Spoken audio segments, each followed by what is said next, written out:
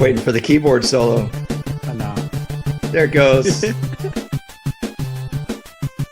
You know that dude was in the studio just being like, guys, I got something so hot here. I got something so hot. Let me just lay this track down, man. And there you go. I guess I should say welcome into the Power Ranking Show, even though I never introduced the show like that. I usually say, hey, what's up, everybody? It's Power Rankings Podcast, a.k.a. the Power Ranking Show. And I'm pleased to be joined, as always, with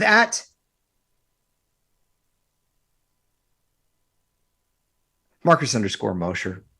I think that was the longest one to date. The longest pause that we've had. So not bad. I only do it on Wednesdays when we do picks because you can't edit this one. And because we're on break. I can't. I just choose not to. But yeah, but you edit other things. You think I don't know. You think I think like little elves go into our podcast and edit things out. You do. Like anything funny I say that makes me sound charming, you edit out. Yeah. And then when you deliver great football analysis, you turn the volume up. You remind me of AMC. AMC, that's what they do. Like the volume of the show is at a certain level, and then the commercial comes on, and it's like Cosentix. Yep. And it's 800 decibels. Should be illegal. By the way, Cosentix, I don't want to ruin any sponsorship opportunity. I think your drug does a great job, even though it causes 500 different things in the disclaimer. Actually, I don't know. I can't remember what the disclaimer is. We're just off to a hot start today. I can't remember what this disclaimer is in Cosentix. Man, anytime you take medication, it's like this may cause bleeding from your eyeballs, death, uncontrollable diarrhea. Yeah. So anyway, with that, we're gonna do picks today. Yeah, hi. How's it going? Yeah, I'm in a mood today. I want to think of Marcus's mood after watching the Texans or watching Thursday Night Football. And that's the kind of mood I'm in today, but I'm getting through it. I'm powering through it with all you guys. And so obviously we're going to pick games today. Marcus has got the lines, the over-unders, and whatever weird discombobulated parlay he's going to do with the 20-sided die. But we had some news items. Wanted to just get Marcus's quick thoughts on real quick. I don't know what the newsiest one was, but I thought it was kind of interesting that Jimmy Garoppolo could be back in 7 or 8 weeks. If you kind of jet that out, we got 5 more weeks of the regular season. Then you have the wild card round. The divisional round would be the earliest he would be back, but my guess would be the championship game. Yeah, and even Kyle Shanahan today said that 7 or 8 weeks is a very optimistic timeline. Like everything would have to go right. It's a long shot for him to get there, but I mean, Elliot, if they get to the championship game with Brock Purdy, that's what I was thinking. It means that he's probably playing pretty well. So do you want to disrupt everything? And no. So unless not for a cold quarterback, unless Purdy is playing so badly and it's just the defense and everything else, elevating that team. But yeah, I think it's pretty likely that it's going to be Brock Purdy the rest of the way. I love that Brock Purdy's mom got on Twitter, showed a video of they were all watching the game. You couldn't see them, but you could hear them hollering after McCaffrey scored on a drive. Mm-hmm. And I hadn't really thought about that. If you're Purdy's probably 22 years old, parents are on Twitter. That makes, total sense. And I thought that was kind of neat. Another item, we'll stay with the NFC. It seems like even my mother said to me that Jerry Jones is stepped back on the rhetoric with Odell Beckham. How do you read it? Yeah, so the Cowboys gave him a physical on Tuesday, and I don't think they loved what they saw when they brought him in. I still think he's 6 weeks away from being cleared to practice. I don't even know if he's running yet, Elliot. I just think that's a lot less appealing to Dallas and probably Buffalo and the Giants to sign a receiver and not have him be ready until we get to maybe the championship round of the playoffs. I wouldn't be surprised if this thing drags on a whole lot longer.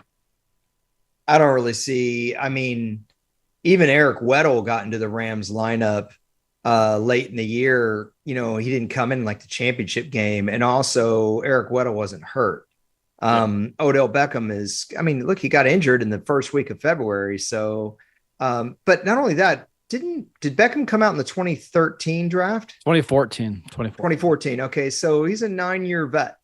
He's a 9-year vet coming off of a significant knee injury in February. Well, And it's also different, like an offensive player versus a defensive guy, right? A defensive guy just has to react and go make tackles.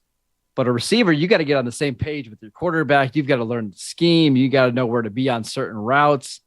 I just don't see him having any kind of notable impact this year. It brings up the situation with Adrian Peterson. Adrian Peterson got hurt against Washington in December of 2011, and he was able to come back in time for the regular season. And people were saying it was remarkable. Well, it was remarkable given that these things usually do take time. And Adrian Peterson, though, was also only in year 5 at that point when he got hurt. I don't see the benefit to signing Odell Beckham right now. Your team's going pretty well. Well, I will say for Dallas, I do think there is a benefit of signing him now. And as long as it's like a multi-year deal, right? Get him in the building, have him work out under your doctors. And with the idea that, hey, you're a part of our offense in 2023, just rather than waiting until free agency, go sign him now. And that way you can kind of monitor how his rehab is going. I mean, I hate to say this though, man, but if you're thinking, hey, we're going to go for it, because that better be what you're thinking, because why would you sign a receiver going into his 10th year after a couple of significant injuries over his career, unless you're trying to win right now? And if you say, yeah, well, they're trying to win right now, then why do you let Amari Cooper go sign with Cleveland? I mean, that's, you know, would you rather have Amari Cooper or Odell Beckham? Oh, Amari. Hello, McFly. Yeah, exactly. I don't get it. I got another injury thing I want your opinion on. Okay. The Buffalo Bills officially placed Von Miller on the IR list last week. They announced today that he had ACL surgery. He's going to miss the year. Does this change your thoughts on whether the Bills should be the favorites in the AFC? Yes. It does. Yes. Because it's really easy to look at somebody that, you know, I'm going to kind of speak. I'm going to pull up Marcus. I'm going to speak out my mouth. I think a lot of times people look at sacks too much. I know the Hall of Fame voters look at sacks too much. On the other hand, it's really important to have a guy that can get 8 or 10 sacks for you and play 30 snaps a game. I don't care who it is, whether it's Von Miller or someone else, because it's part of that line rotation. The more Von Miller you have, the more the other guys have rested legs and the more you can rotate. And you also have a guy that can come up with a big play in a huge moment, which he did in the postseason, as you pointed out many times last year. Yeah, I think it does take away from them being the favorite. I don't know that they're better than Cincinnati right now without him. I think if I'm Buffalo, I don't even bring him back during the regular season next year, right? You signed him to a long-term contract. The goal is to have him ready for the playoffs. Why even have him play in the regular season next year? It's going to be another one of those 12-month rehabs. Just bring him back in like week 17, week 18, and let's go. Well, I'll tell you what. I mean, I think the viewpoints in the NFL are rapidly changing on this front. We've seen it with practice time, training camp. I suggested the Rams shut down Matt Stafford for the year. They did. Yep. I think Tua should have been shut down for months, at least, if not for the year. He wasn't. He's played really well. So it's, and I'm putting this in air quotes, worked out so far. But I think, and one of the first dominoes, I think, to fall on this front, this is a whole offseason podcast, so I'll just make this a quick point. When Chris Borland retired after the 2014 season, where he had a really great rookie year at inside backer, and then Patrick Willis retired after like 8 years, people started looking at this differently. Jake Locker retired young. I know Jake Locker wasn't Luke great, Kuechly. but Luke Kuechly. I think these kinds of things are going to come up more and more. We're going to see the state of the NFL change. One big change in the league, John Robinson getting ousted. I don't think anybody saw that coming on Tuesday from the Titans. What did you make of this? I don't think it's all that surprising, because I don't think he's been fantastic over the last couple of years. He's had some major whiffs in the draft and free agency. And I know people are, worried about the timing or wondering why now. This is when a lot of GMs really start to dig in on draft and free agency stuff. We've got college bowl games happening over the next couple of weeks. We've got all-star games coming up. Free agency really starts like in late February, early March now. If the Titans knew that he wasn't going to be there, don't force him to do all this extra work. It is interesting. Was it their 2020 pick? They drafted an offensive lineman. He made it 1 year with the team. One year. And then 2021, their first round pick, Caleb Farley, came into the draft with a torn ACL. They knew he wouldn't play at all as a rookie. He didn't. He also had significant back problems. He's not even one of their top 4 corners right now. So when you whiff on your first, 2 first round picks, and then you trade away AJ Brown, it's pretty tough to overcome that. They spent a 3rd round pick on Malik Willis. The 3rd round pick when you're in a playoff team could be a contributor right away for you. I'm not saying that's a bust, but it was tough watching that game against Kansas City when he wasn't able to run their offense at all. Then they gave $18 million per year to Bud Dupree coming off a torn ACL. He tore it in Pittsburgh. Yep. He really hasn't done anything since they signed him. Just a pretty long track record of not a lot of great moves there in Tennessee. And they traded away their igniter. I would say Simmons on the defense and AJ Brown on the offense were kind of their igniters. I get it. Derrick Henry's a great player, but I'm talking about the spunk of your team. Mm-hmm. If you watch the Titans last year, when AJ Brown came back from injury, he was the difference maker for them, and had a huge game, I think, on Monday night against Buffalo. He's had a nice year for Philadelphia, a really nice year. So all those things, it just surprised me a little bit. I wasn't what I was expecting to see in the news, but it makes sense what you're saying. That's really all I have on the major news front. I don't mean to bring up Amari Cooper again. It just seems so stupid to me. No, you're not wrong. I got one more thing. Just, we don't have to spend a lot of time on it, but Baker Mayfield to the Rams. Yeah. I'm really surprised the way this guy's career has turned out. I defended him a lot last year because I knew he was playing hurt. You could tell a guy is playing with a bad shoulder when the lineman goes to try to help him up and then decides against it because Baker can't take the pain of him being pulled up. Mm-hmm. This guy had a pretty nice rookie year in the NFL, and he helped make the Browns competitive. He helped them win a playoff game against their arch nemesis. It has not been all bad for Baker. There's been some really good highlights of his career, but apparently maturity is a real problem, or has been with him. I don't know what to make of him going forward, Marcus.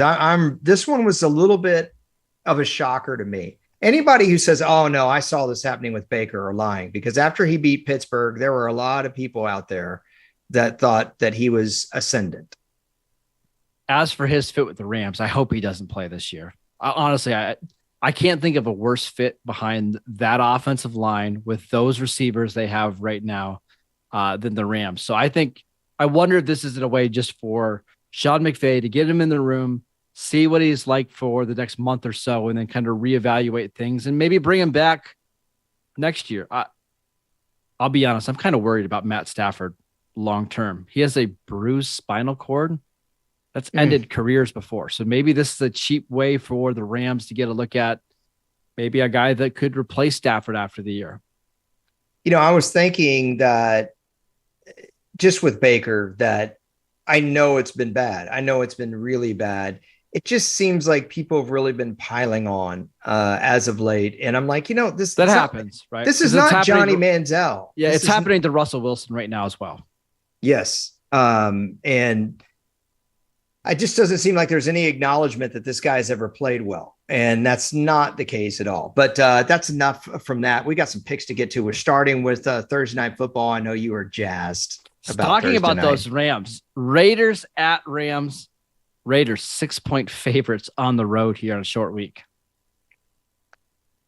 I understand it. The Raiders have been playing pretty well. They got a big win against the Chargers. They've won 3 in a row. They beat the Broncos and Seahawks in overtime. Boy, I mean, 6 points is a lot to favor them by, especially given how well Wolford played last week. But I think I'm going to take the Raiders here to cover. Yeah, and Wolford might not play in this game. He's got a neck injury. So I'll take the Rams to win, the Raiders to win, but the Rams to cover. That's a lot of points. Yeah, you did that last week with Seattle, and you got it right. It's one of the only things you got right on me, but I'm not bitter about it. Next game. At every other game. Jets at Bills. Bills 9-point favorites in this game. Remember, the Jets won this game outright last time with Zach Wilson under center. Yeah, and I don't see the Bills covering the spread. I'll take the Bills to win, Jets to cover. I will take the Bills to win and cover. Oh, come on. Come on. Have some faith in Mike White and that young Jets defense. Jets defense is very good. There's no doubt. I think they're going to struggle to score more than 20 points in this game. It'll be interesting to see. I mean, Buffalo can confuse you sometimes. They look like juggernauts, and then they come right down to earth. For me, if I'm laying my money down, this is not the game I want to lay my money down. I do not want to lay my money down that the Buffalo is going to win by 10, because what if Josh Allen makes some harebrained throws? I think I could find something else on here that I'd rather something else this weekend to bet my money on. Yep. All right. Next one. Browns at Bengals. Bengals 6-point favorites in this game. I will take the Browns +6 all day long. Yeah, I'm with you. I'll take the Browns to cover. I'm going to take the Bengals to win. I know Cleveland kind of owned them last year. It's a different team. Owned them this year. Yeah, that they did. But this Cincinnati team's playing a lot better. And these aren't the Jacoby Brissett Browns. And I don't know what the Deshaun Watson Browns are yet. I really don't. Jacoby Brissett did play well in that Monday nighter you're referring to against Cincinnati. Yeah, I'll take Cincinnati to win. Yeah, I'll take the Browns to win. I thought Joe Burrow was playing the best football in the league. He is. You should read an article at PFF about that, but they just don't match up well against the Browns. I remember a podcast on Monday night where you said, "Oh yeah, I'm buying the Bengals." I am. That lasted just not this week. Lasted 55 hours. Listen, go ahead. Some line movement in this next game. Some serious line movement. Texans at Cowboys. Now this line at one point was up to 19.5. It's down to 16 now because we got news today that Davis Mills back in at quarterback for the Texans. It's another game I don't want to gamble on because, or I wouldn't gamble on if I were you, because you could like Davis Mills a little bit. I like Davis Mays too, but is Jacoby Eason playing? Yeah, I think so. They could have thrown it to Greg Kittle. Yeah, sweet. Oh man, if only they had Ryan Pickett. I think I'm going to pass on this. I'll take Dallas to win. I'll take Dallas to cover, but Dallas has dilly-dallied in games for a half, and then look at the game against the Colts. You really got to be confident in these guys that's a big line, man. I'm going to take Dallas to win and Houston to cover. I kind of see it much like the Colts game last week, this being like a 13-13 game at some point in the third quarter, and then Dallas winning 27-13 and not quite covering the spread, but winning by 2 touchdowns. So what's the total on this game? I assume that Vegas thinks that Dallas is going to win like 28-10. So I'd be shocked if they had it over 45.5. I know it's going to be higher than 38 points. I'm just trying to think of what a score would be to cover this. I'm going to go 45.5 on That's exactly what it is, 45.5. Okay. Coolio. Wouldn't bet on that either. Okay, cool. Next one. The Minnesota Vikings against the Detroit Lions. I know you are watching this game at 1:00 on Sunday. Elliot, what is the line on this game?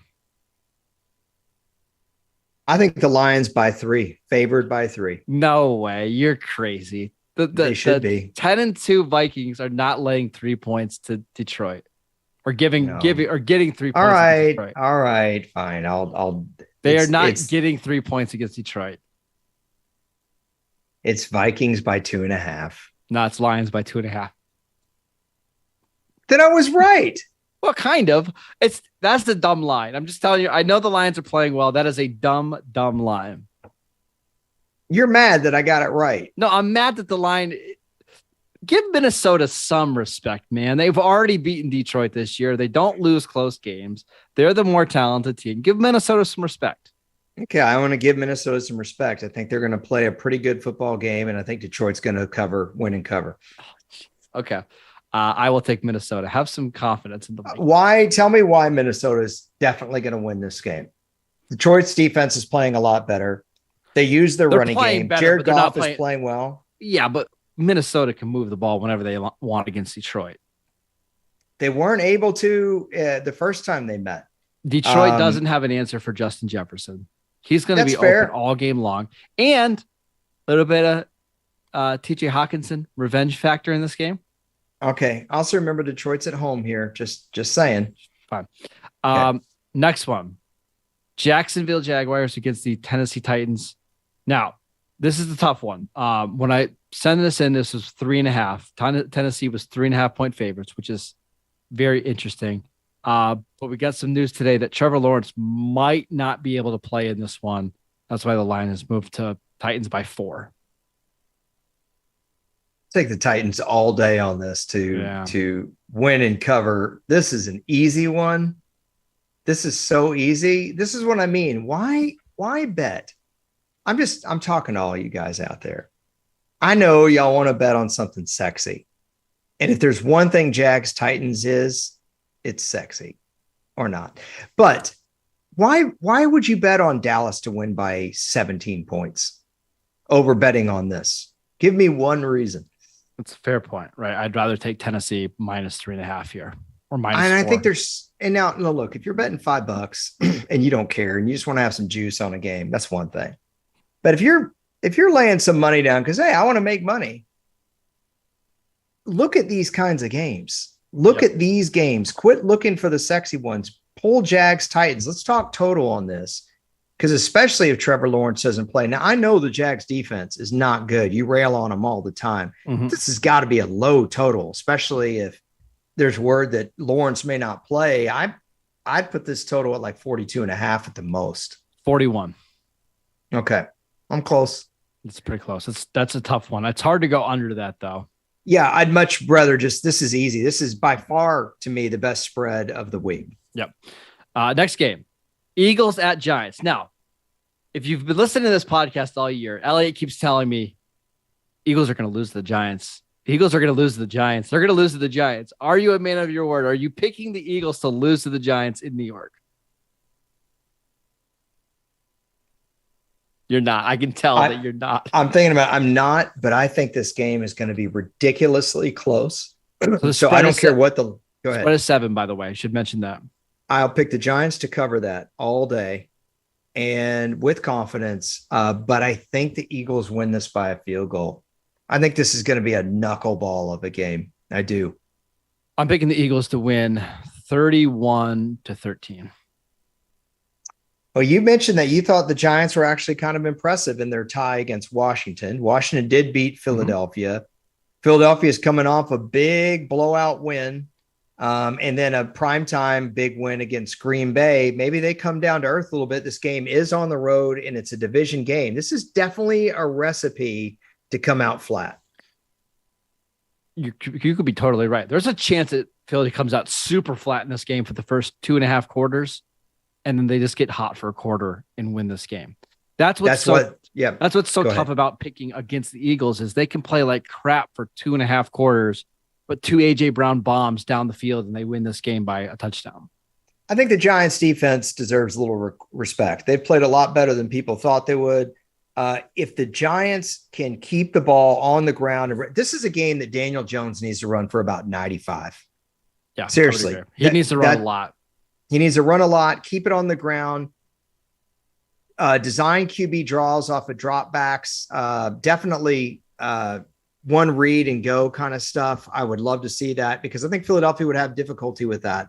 And you don't need Daniel Jones throwing the ball a ton. Next game. All right, next one.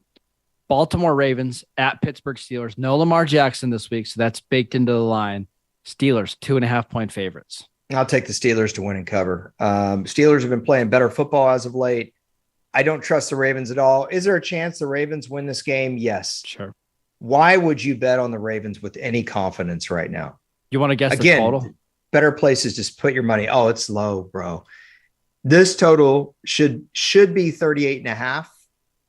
I wouldn't be surprised if they even went lower on this sucker at like 37 or 37.5. It's 37. Yeah. Yeah. In some places, I'm looking at some of the lines now, 36.5. That's not a lot of points, Elliot. No, and I want to take this moment to apologize because last week I was so sure that it not last week. It was the Broncos Ravens game. That was 2 weeks ago, right? I was so sure last week that there was no way that game was going to get anywhere near. The total was like 38 or 39. I should have told all of y'all to bet your mortgage on it. I remember the game was about to kick off and I was like, oh my gosh, I should have bet a giant amount of money. There is no way. What was the final score of that game? 9-6. Yeah. And the total was like 38. 10-9. And the total was like 38 and a half or 39 and a half or something. I was like, they're not going to get anywhere near it. Like not anywhere. I just so disappointed with myself. I don't think this is going to be that bad. I don't. All right. Next one. 17-13 Pittsburgh. Okay. Seems right. I mean, Kenny Pickett, the great Kenny Pickett, should be able to score more than that, but we'll see. Kansas City Chiefs at Denver Broncos. You can't lay off. I got to get one little jab. Your own family members. I know. They listen to this right podcast. now. I know. It's fine. I'm used to it. Chiefs at Broncos. Chiefs 9.5-point favorites at Mile High. I'm okay with that. Is that a Mosher's carpeting? It is. Yeah. I really wanted a zip up hoodie. Yeah, yours is sitting on my dresser. Yeah, I'm sure it is. Does it concern you at all just how well Broncos defense continues to play? It's one thing to say Kansas City's a lot better, but 9 points is 9 points. And I think the Broncos could reasonably hold down Mahomes to like 20 points in this game, and Kansas City could still cover. Yeah, win like 23-10. Yes. That's why I'm more curious about the total on this game, because I honestly don't know how Vegas would see this. In my mind, they've got to respect Kansas City's offense. You have to at least consider that Kansas City could still score 28. Yep. I'm going to say 42.5 on this, but I feel like I'm low. You are a little bit low, 43. Oh, okay. Let's have a point off. You're just a little bit low. Not a lot, a little bit. Okay. I'll take the Chiefs to win and cover that one. Yeah, me too. Me too. Next one. Man, this is fun. It's the Tampa Bay Buccaneers against the San Francisco 49ers. It's Tom Brady against Brock Purdy, and Brock Purdy is giving Tom Brady 3.5 points.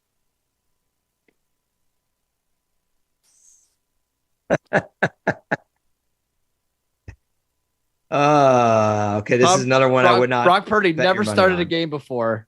3.5 point favorites over Tom Brady. That's hilarious. There's another game I wouldn't bet money on, but I like the 49ers to win. I don't like those 3.5 point spreads. This is kind of a walk away for me. I'd much rather look at the total on this. What do you think of that spread first? I'll take 49ers to win and cover. Win and cover? Yeah, their defense is so good, man. This total's got to be low. What's the total on this? 37. Oh, God, that is really low. Because it makes sense, though, because I could see, like, if the 49ers don't cover, I could see them winning a 20-17 type of game, right? I normally wouldn't say this. Yeah, right. But that would be a push, 20-17. The problem is, what if the 49ers force turnovers? I still don't trust the Bucs offensive line. Look, Tom Brady's great, but Tom Brady does turn the ball over occasionally. You could still get a strip sack. You pointed out that Nick Bosa is the defensive player of the year right now. Yeah. Okay. So I'm going to walk away from that. So our 3 afternoon games, Chiefs, Broncos, Bucs, 49ers. And I got a feeling this next one is going to be an Elliott Harrison special. It's the Carolina Panthers at the Seattle Seahawks. I want you to guess this spread. I knew you were going to come at me with this. Oh, gosh. This is atrocious. This is a horrible uni matchup. It is terrible. It's just terrible. Didn't Seattle announce that they're going to their old unis for next year? I hope so. Oh, that'd be so dope. Okay. Seattle's got to be favored. Now, well, what are we starting? Sam Darnold, right? Yeah. Does that make a difference? Seattle by 7.5. You are way low. Seattle by 3.5. And actually, it's gone down to 3, which basically means that Vegas believes these two teams are equal. Yeah, good. I'll take Seattle to win and cover. Go ahead. Take Carolina. You can't do it. I'll take Carolina plus the points. Yeah, good. I'd like to see you lay your money down. You won't. I could tease it. Next one. Sunday Night Football. This game got flexed. Miami Dolphins at the Los Angeles Chargers. The Dolphins are 3-point favorites on the road. Yeah, it's a fun game. I think the Dolphins will probably win and cover here. It's not a game I feel confident in at all. I do think there's going to be a lot of points in this game. This should be one of the higher totals of the week, I would think. This total should be around 50. If it's not, I would bet the over on this one. If it's high 40s, I'd bet the over. 52.5. Ooh, what would you do there? I'd take the over, I think.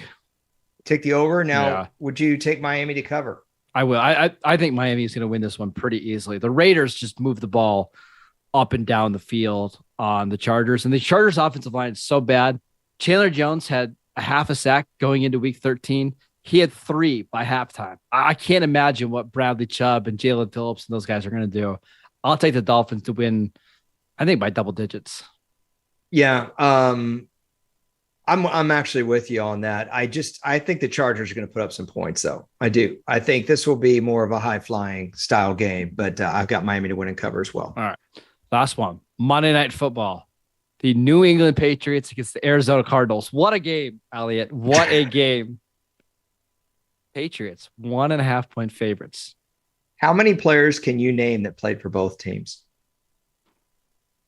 So we got Chandler Jones, right? That's a good one. Yep. Didn't Adrian Wilson have a cup of coffee with the Patriots or no? Yeah, I think he did, right? Who else? It's tough, isn't it? Cliff Kingsbury? Started with the Patriots?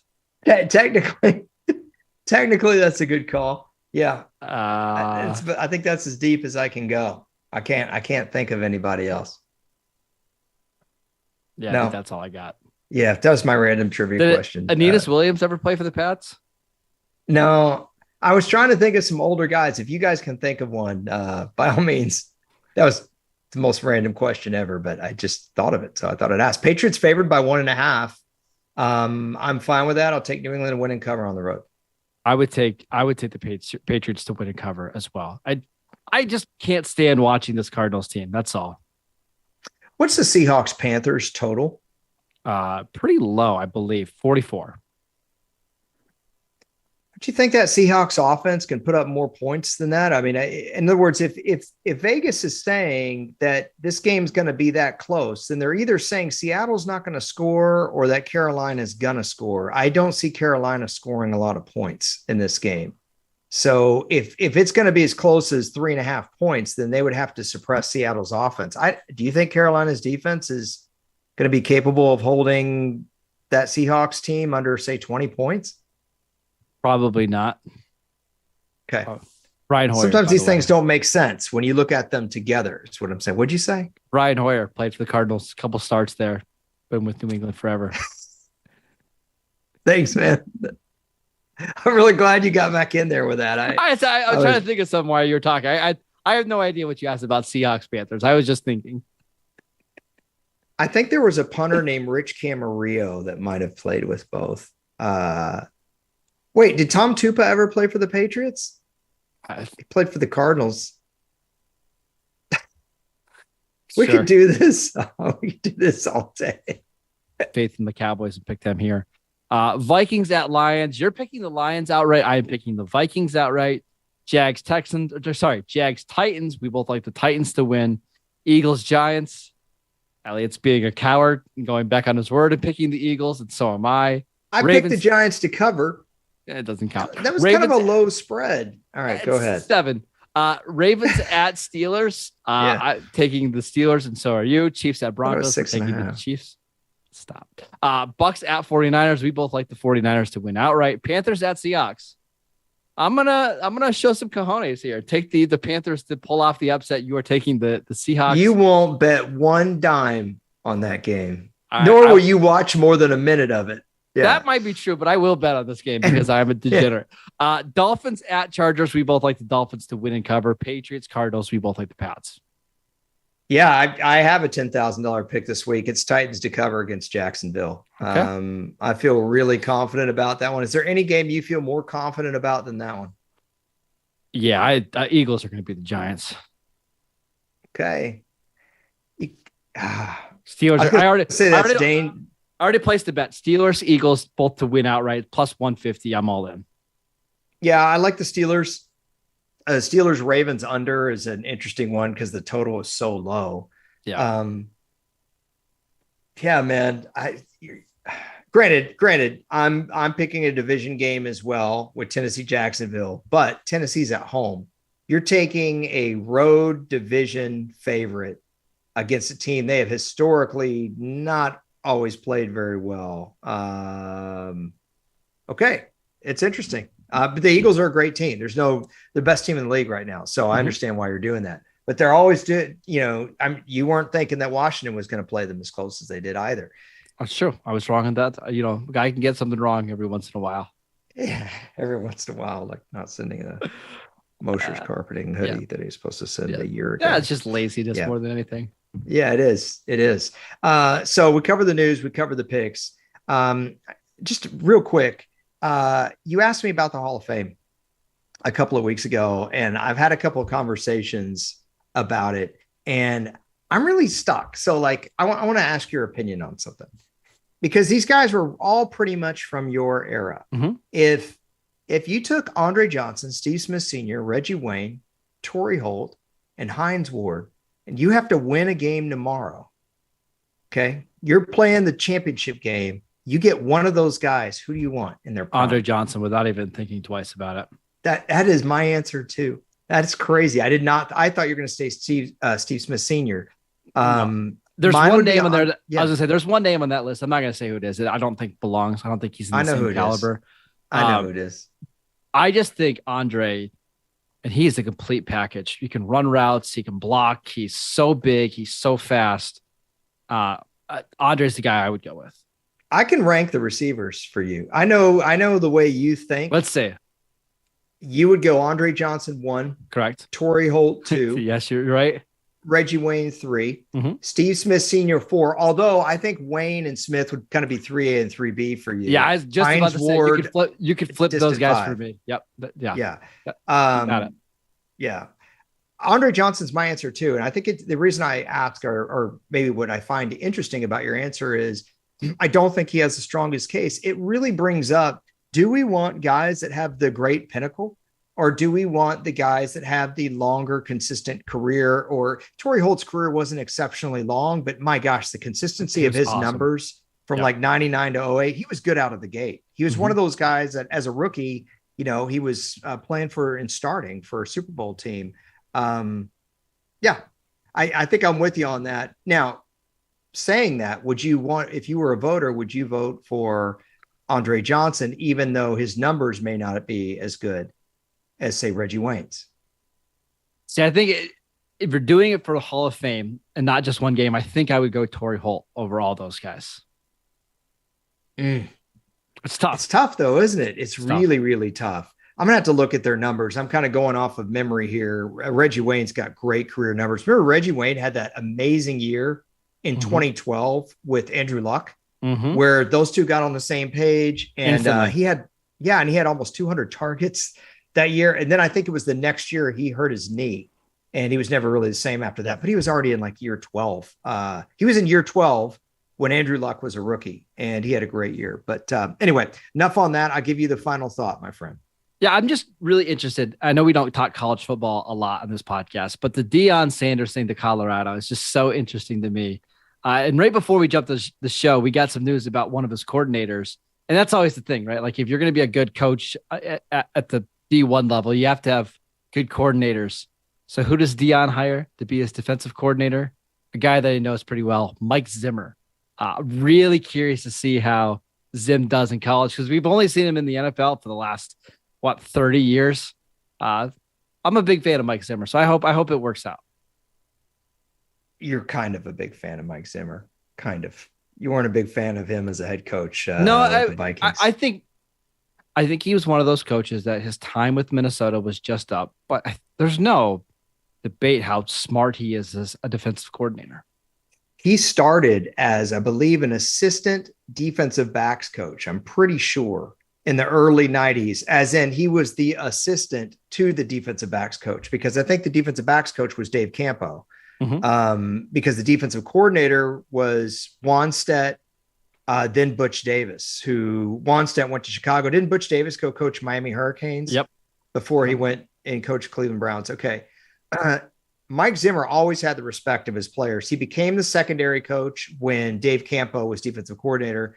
Then he was defensive coordinator. When Bill Parcells got to town, Bill Parcells wanted to play a 3-4 with these big, outside linebackers. And that's not what the Cowboys had. They had Dat Wynn and Dexter Coakley, who were both like 5'10". Yeah, tiny. Yeah, but they were fast and they could hit. And when Bill Parcells saw, Mike Zimmer's kind of pedigree, how he coached the team in 2002, and those linebackers, he relented. He kept the existing defensive coordinator. Normally, a guy brings in his own guys, right? He doesn't keep the existing guy. The Cowboys finished number 1 in the defense in the league in defense. Incredible. I just think it's awesome that he's going to be playing for one of his former players. Coaching for one of his former players. Coaching. Yeah, no, for sure. And he did a nice job, honestly, Marcus, with those Bengals playoff teams as well as a defensive coordinator. So we could talk another time about Deion being SWAC and all that stuff and leaving and seeing. Yeah, that's a different conversation, right? That's a different conversation, but it definitely is big news. And happy for Zim. This is cool. For sure. I'm just excited to see him at the college level. You bet. I think you'll end up probably doing a great job as well. But with that, you can get more Cowboys takes if you listen to Marcus's Cowboys podcast. That's Locked On Cowboys. He does it with Landon McCool. Give Landon a follow. And of course, he covers the Raiders for USA Today, always gleefully on that front. I'm getting the music. That means I'm getting the hook here. Yeah. You can follow him at Marcus_Mosher. You can follow me at Harrison NFL. We appreciate you guys. We will talk to you after just a total banger of a game on Thursday night. See you, everybody.